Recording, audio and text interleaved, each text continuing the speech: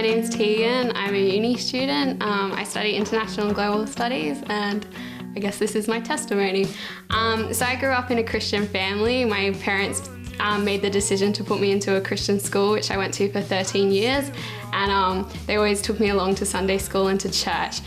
So I kind of always grew up in that Christian environment, knowing about Jesus and such.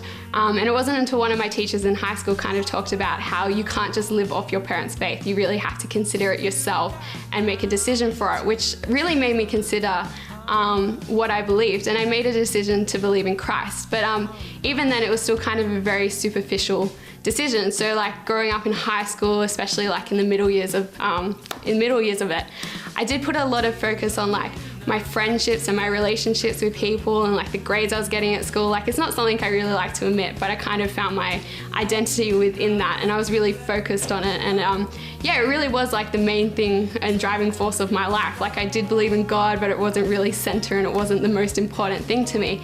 And I think like coming to know that was a gradual process, but one of the biggest points in coming to that was actually in my later years of high school. So in year 11, I got really sick for a while. So I literally would I would have like a month where I couldn't get out of bed. Like, I just couldn't get up at all. Like, I needed people to help lift me up. I like couldn't do anything. I could barely eat. I was vomiting all the time, and I was really sick, and this happened more than once. So it was like at least 3 months of that year I was just really, really sick.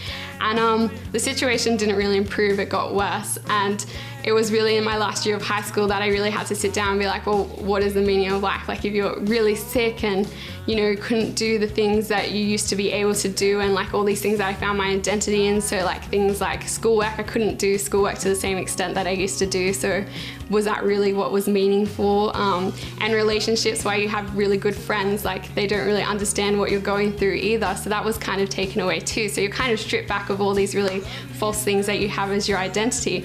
And I really had to start thinking, well, what really did matter? And I think that part of it was that I really saw God the whole way through that situation, even though it wasn't something that I enjoyed and it was something I really struggled through. Like, God's presence was always there. So like, even in my lowest moments, like they were the moments that I probably felt closest to God. And I knew, like, even though I couldn't see what my future held, like God knew what was going to happen. Like, even in the worst thing, like I have God's love and I have that relationship with him. And I think, yeah, that really taught me that above all things, like no matter what happens to us day to day, the best thing that we've been given is this relationship we can have with God, and like knowing that that's the most important thing.